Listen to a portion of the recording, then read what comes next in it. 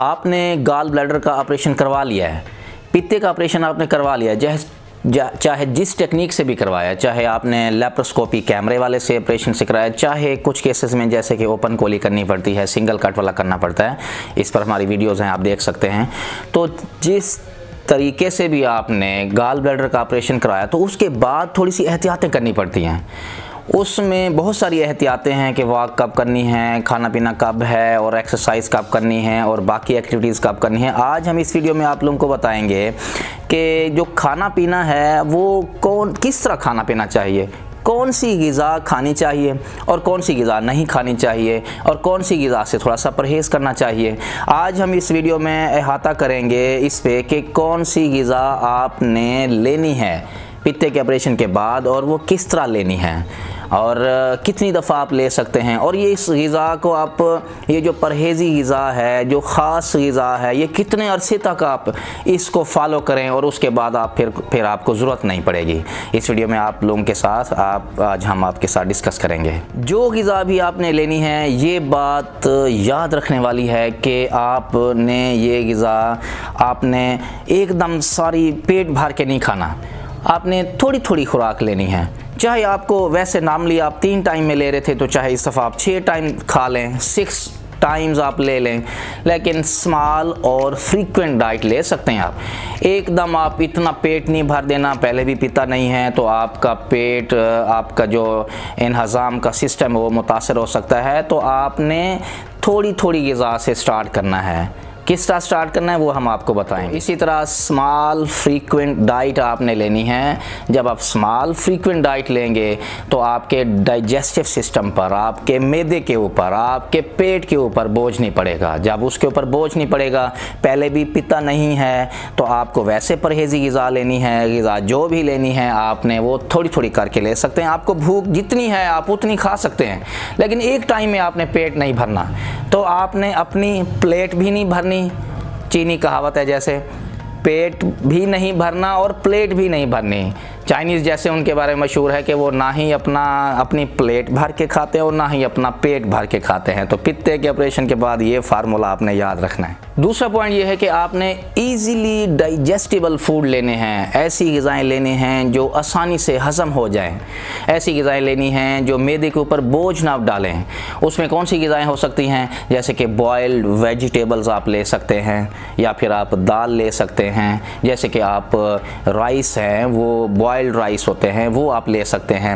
इनमें कोई फ़ैट नहीं होती, कोई चर्बी नहीं होती, और ये बॉयल्ड, और अच्छा इनका बना हुआ सूप ले सकते हैं आप, वेजिटेबल का सूप जैसे बना हुआ होता है। ये मैदे पर बोझ नहीं डालेगा, ईज़िली डाइजेस्टिबल होगा, आसानी से हज़म हो जाएगा।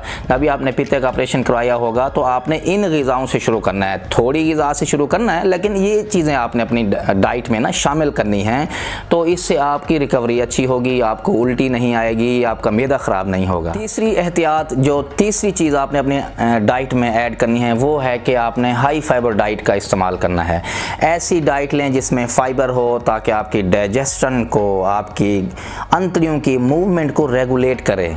और इसमें क्या होती है, हाई फाइबर डाइट में क्या होता है, जैसे कि फ्रूट्स आप ऐड करें। अपने ऑपरेशन जब आपने करवाया पित्ते का तो आप फ्रूट्स ऐड करें, आप वेजिटेबल ऐड्स करें, आप होल ग्रेन ऐड करें। आप रोटी खा सकते हैं, लेकिन छान बुरे वाली जो चपाती वाली रोटी होती है वो आप अपनी खुराक में ऐड करें, ताकि फाइबर जब ऐड होगा तो ये एक्चुअली आपकी अंतड़ियों की जो मूवमेंट है उससे वो रेगुलेट होते हैं, क्योंकि ये बल्क बना देगा। ऐसा नहीं कि जिसके लो फाइबर आप डाइट लेंगे तो वो जाके सुद्दे से बन जाएंगे, अंतड़ियों की मूवमेंट उससे मुतासर होगी। तो अपनी डाइट में आपने हाई फाइबर जो है वो लेनी है। हमने इसके ऊपर वीडियो बनाई है कि कौन से फूड हैं जो कॉन्स्टिपेशन को ख़त्म करते हैं, जो गुड फूड्स हैं, उसके ऊपर हमारी एक बड़ी डिटेल वीडियो बनी हुई है, आप ज़रूर वो देखिएगा, आप लोगों के लिए बड़ी हेल्पफुल होगी वो। नेक्स्ट पॉइंट ये है कि आपने लो फैट डाइट लेनी है। ये बड़ा इंपॉर्टेंट पॉइंट है, इसके ऊपर ना हम एक सेपरेट वीडियो बनाएंगे कि आपने फैट वाली डाइट क्यों नहीं लेनी। इसमें भी हम इस वीडियो में भी टच करते हैं कि लो फैट डाइट, क्योंकि अब पित्ता नहीं रहा, पित्ते का काम था, आपके गॉल ब्लैडर का काम था, जो बाइल या जो पानी जिगर में बनता था वो पित्ता उसको स्टोर करता है।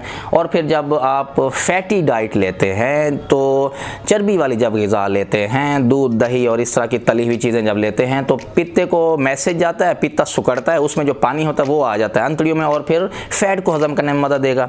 अब वो पित्ता है नहीं, पित्ते ने अपना काम क्योंकि ख़राब हो गया था इसलिए उसे निकालना पड़ गया। लेकिन ये पानी पित्ता नहीं बनाता, ये जिगर से बनता है, वो अब थोड़ा थोड़ा आता है। इसलिए आपने फ़ैट वाली जो ग़िज़ा है वो आपने कम मिकदार में लेनी, इतनी लेनी है कि जितना ताज़ा पानी जब उधर से निकल रहा है जिगर से वो उसको हज़म कर सके। तो अब ये आपने 2 से 3 महीने तक इसकी एहतियात करनी है लो फैट डाइट की। वो इसलिए कि उसके बाद जो जिगर की नाली होती है वो इतनी थोड़ी सी फूल जाती है, इतनी सेफ रेंज में फूल जाती है कि वो जितना पानी जो पित्ते में पहले इकट्ठा हो रहा था अब वो इसमें थोड़ा सा स्टोर होना शुरू हो जाता है।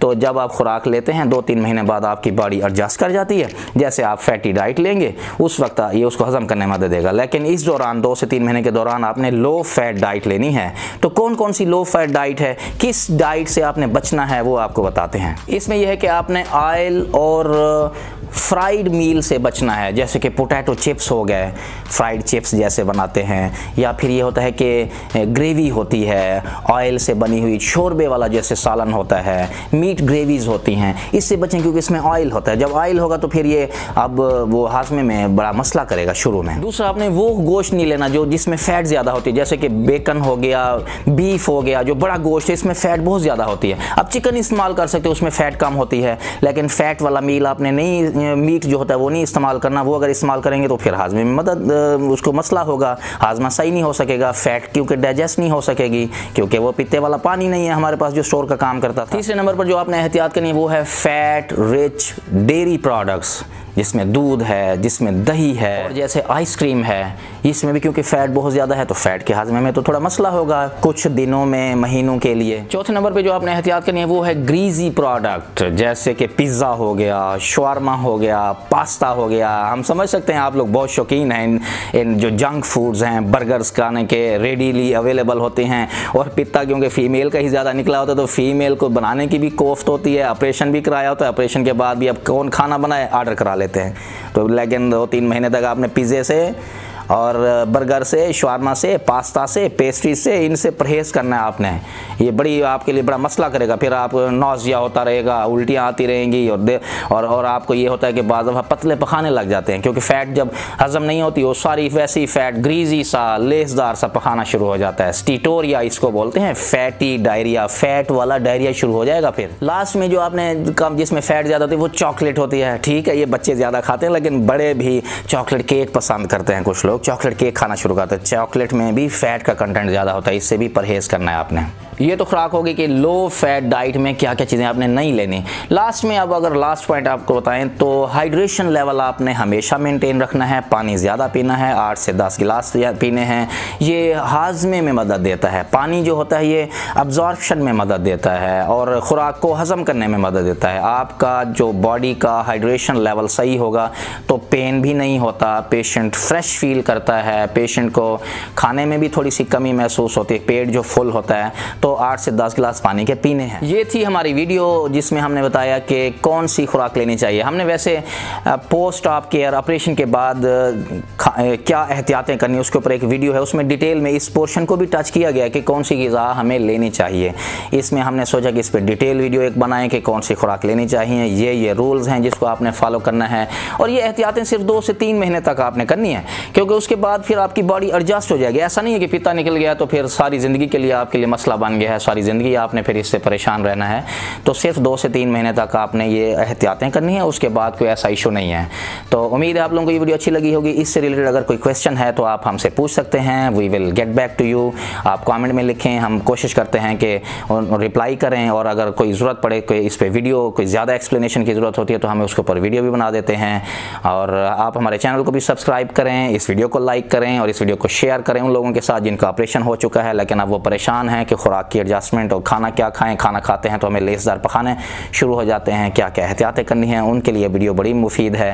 वीडियो देखने का बहुत शुक्रिया।